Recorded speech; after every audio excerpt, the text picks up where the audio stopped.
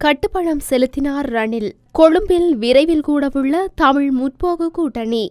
யாழ் வணிகர் கழகத்துடன் பிரித்தானிய உயர்ஸ்தானிகர் காரியாலய செயலாளர் விசேட சந்திப்பு. பரபரப்பாகும் இலங்கை அரசியல் களம். தேர்தல் குறித்த உத்தரவுகளை நடைமுறைப்படுத்துமாறு கோரிக்கை. மஹிந்த தரப்பு வேட்பாளர் தொடர்பில் வெளியான அறிவிப்பு. எந்த தடை வந்தாலும் யுக்திய நடவடிக்கை நிறுத்தப்படாது. தேர்தல்கள் ஆணைக்குழுவின் அறிவிப்பு. அமெரிக்காவின் வரவேற்பு. ஜனாதிபதி ரணில் விக்ரமசிங்க சுயாதீன வேட்பாளராக கட்டுப்பணம் செலுத்தியுள்ளதாக தெரிவிக்கப்படுகின்றது.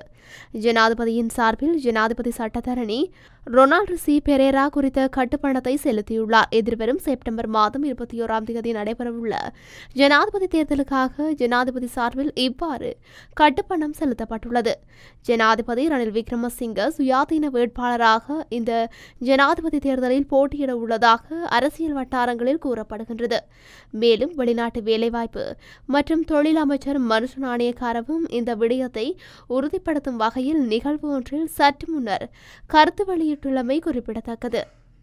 கொழும்பில் ஆகஸ்ட் மாதம் 2ஆம் தேதி நேரடியாகவும் மெய்நிகர் மூலமாகவும் தமிழ் முற்போக்கு கூட்டணி அரசியல் குழு கூட்டம் நடைபெறவுள்ளதோடு இதன்போது செப்டம்பர் 21ஆம் தேதி ஜனாதிபதி தேர்தல் தொடர்பில் ஆராயப்பட்டு அதிகாரப்பூர்வ தீர்மானங்கள் எடுக்கப்படும் என தமிழ் முற்போக்கு கூட்டணியின் தலைவர் மனோ கணேசன் எடுத்துள்ள செய்தியில் குறிப்பிட்டுள்ளார். மேலும் குறிப்பிட்டுள்ளதாவது, தமிழ் முற்போக்கு கூட்டணி பங்கு பெற்றுகின்ற எமது அரசாங்கம் விரைவில் உருவாகும் என்ற நம்பிக்கை எமக்கு இருக்கின்றது. தாமு கூட்டணி வரும் வாய்ப்பேச்சில் காலத்தை கடத்தும் கட்சி அல்ல என்பதை நாம் எமது முதல் கட்ட 2015 தொடக்கம் 2019 நல்லாட்சி காலத்திலேயே நிரூபித்துள்ளோம்.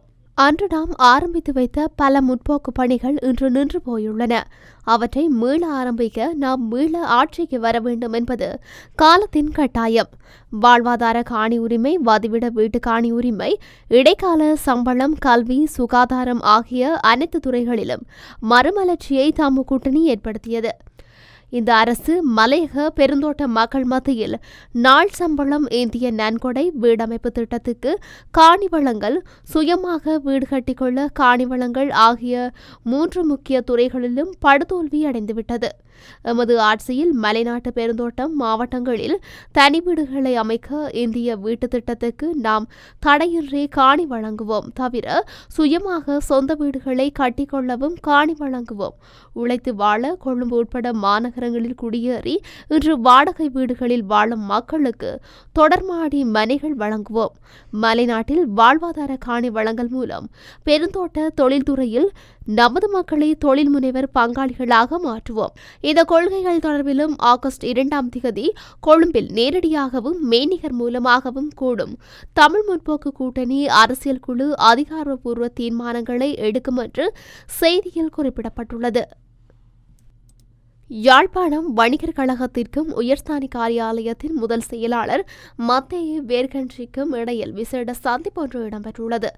குறித்த சந்திப்பானது நேற்று மாலை யாழ் வணிகர் கழக கேட்போர் கூடத்தில் நடைபெற்றுள்ளது. இதன்போது வடக்கின் பொருளாதார நிலைமை, வணிகம் தொடர்பாக விரிவாக கலந்துரையாடப்பட்டது. இச்சந்திப்பில் யாழ் வணிகர் கழகத்தின் தலைவர் ரட்னவடிவேல் ஜெயசேகரம், வணிகர் கழக பிரதிநிதிகள் என பலரும் கலந்து கொண்டுள்ளனர். நடைபெறவுள்ள ஜனாதிபதி தேர்தலில் போட்டியிடவுள்ள வேட்பாளர்களின் எண்ணிக்கை 12ஆக அதிகரித்துள்ளது. ஜனாதிபதி ரணில் விக்ரமசிங்க, எதிர்க்கட்சித் தலைவர் சஜித் பிரேமதாச, தேசிய மக்கள் சக்தி தலைவர் அனுரகுமார திசாநாயக்க, ஸ்ரீலங்கா சுதந்திர கட்சியின் அமைச்சர் விஜயதாச ராஜபக்ச, பீல்ட் மார்ஷல் சரத் பொன்சேகா, தொழிலதிபர் திலித் ஜயவீர, தொழிலதிபர் தம்பிகா பெரேரா, பொது பயன்பாடுகள் ஆணைக்குழுவின் முன்னாள் தலைவர் யனகரத்நாயக்க, முன்னாள் அமைச்சர் ரொசான் ரணசிங்க மற்றும் ராஜமகா விகாரை தம்ரத்ன தேரர் ஆகியோர் போட்டியிடவுள்ளனர். இது தவிர வடக்கில் உள்ள தமிழ் கட்சியின் பொது வேட்பாளரையும் முன்னணி சோசலிச கட்சியின் மக்கள் போராட்ட இயக்கத்தின் வேட்பாளரையும் முன்னிறுத்த தீர்மானிக்கப்பட்டுள்ளது. முன்னாள் ஜனாதிபதி JR ஜெயவர்தனவின் பேரனும் ஜனாதிபதி தேர்தலில் போட்டியிடுவார் என முதலில் அறிவிக்கப்பட்டது. ஜனாதிபதி தேர்தல் திகதி அறிவிக்கப்பட்ட பின்னர் வேட்பாளர் பட்டியல் மேலும் அதிகரிக்கலாம் என தேர்தல் ஆணையக வட்டாரங்கள் தெரிவிக்கின்றன. இதேவேளை தற்போதைய அரசியல் சூழ்நிலைக்கு ஏற்ப இம்முறை ஜனாதிபதி தேர்தலுக்கான மிகப்பெரிய வேட்பாளர் பட்டியல் முன்வைக்கப்படும் என அரசியல் விமர்சகர்கள் தெரிவிக்கின்றார்கள். தேர்தல் தொடர்பான உத்தரவுகளை உரிய முறையில் நடைமுறைப்படுத்துமாறு தேர்தல் ஆணைக்குழு கோரியுள்ளது. தேர்தல் ஆணைக்குழுவின் தலைவர் RML ரத்நாயக்க இந்த விடயத்தை குறிப்பிட்டுள்ளார். தேர்தல் ஆணைக்குழுவினால் பிறப்பிக்கப்படும் உத்தரவுகளை குறித்த நிறுவனங்கள் உரிய முறையில் நடைமுறைப்படுத்த வேண்டுமென அவர் வலியுறுத்தியுள்ளார். சுதந்திரமானதும் நீதிமானதுமான தேர்தலை நடத்துவதற்கு அனைத்து வேட்பாளர்களுக்கும் உத்தரவுகளை பின்பற்ற வேண்டுமென அவர் வலியுறுத்தியுள்ளார். தேர்தலை நடத்துவதற்கான ஏற்பாடுகள் முன்னெடுக்கப்பட்டு வருவதாக அவர் தெரிவித்துள்ளார். தேர்தலுக்கு பொறுப்பான பிரதி போலீஸ் மா அதிபருடன் தற்பொழுது இணைப்பு பணிகள் மேற்கொள்ளப்பட்டு வருவதாகவும் எதிர்வரும் நாட்களில் நியமிக்கப்படும் போலீஸ் மா அதிபர் அல்லது பதில் போலீஸ் மா அதிபருடன் இணைந்து செயல்பட உத்தேசித்துள்ளதாகவும் தேர்தல் ஆணைக்குழுவின் தலைவர் ரத்நாயக்க குறிப்பிட்டுள்ளார். அன்று முதல் அரசியலமைப்பு மற்றும் தேர்தல் சட்டத்திற்கு அமைய தேர்தல் சட்டத்திட்டங்கள் நடைமுறைப்படுத்தப்படும் என அவர் தெரிவித்துள்ளார். எதிர்வரும் செப்டம்பர் மாதம் 21ஆம் தேதி ஜனாதிபதி தேர்தல் நடைபெறவுள்ளதாக தேர்தல்கள் ஆணைக்குழு அறிவித்துள்ள நிலையில் நாட்டின் அரசியல் களம் சூடுபிடித்துள்ளது.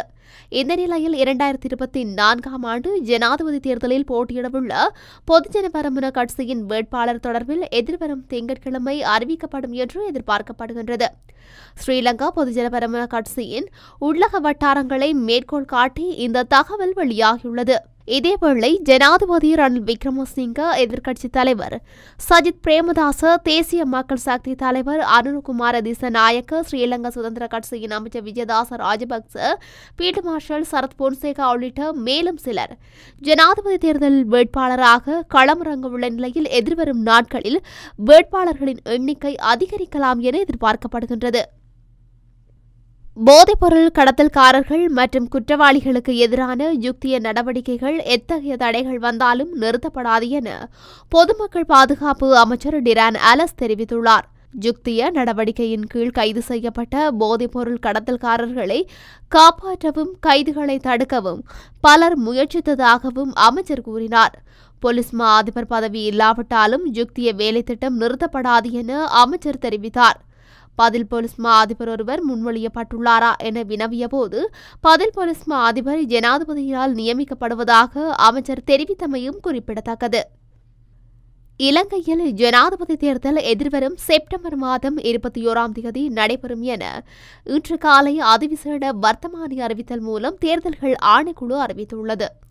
தேர்தல்கள் ஆணைக்குழுவின் இந்த அறிவிப்பை வரவேற்கின்றோம் என இலங்கைக்கான அமெரிக்க தூதுவர் ஜிலிசங் தமது உத்தியோகபூர்வ எக்ஸ் தளத்தில் தெரிவித்துள்ளார். இது ஜனநாயகத்திற்கான இலங்கையின் நீண்டகால அர்ப்பணிப்பை உறுதிப்படுத்துகின்றது என அவர் குறிப்பிட்டுள்ளார். இலங்கை மக்கள் தங்கள் எதிர்காலத்தை தீர்மானிக்கும் விதத்தில் அவர்களை பலப்படுத்தும் நீதியான சுதந்திரமான தேர்தலை எதிர்பார்க்கின்றோம் எனவும் குறித்த பதிவில் அவர் குறிப்பிட்டுள்ளார்.